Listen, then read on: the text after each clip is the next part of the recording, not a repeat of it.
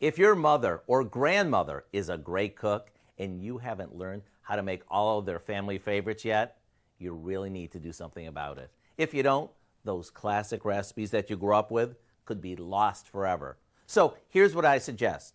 If by some chance she has the recipes written down, sit with her and watch her make them. It's important to do this because the recipe is probably splattered, tattered, and torn, making it nearly impossible to read.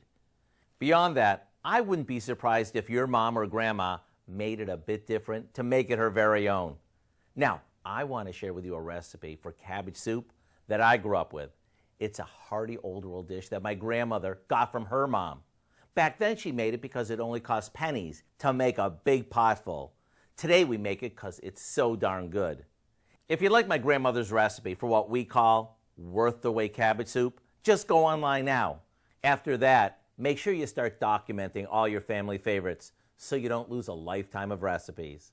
I'm Howard in the Mr. Food Test Kitchen, where today we found Grandma Rose's way. That's my grandmother, for you to say, ooh, it's so good.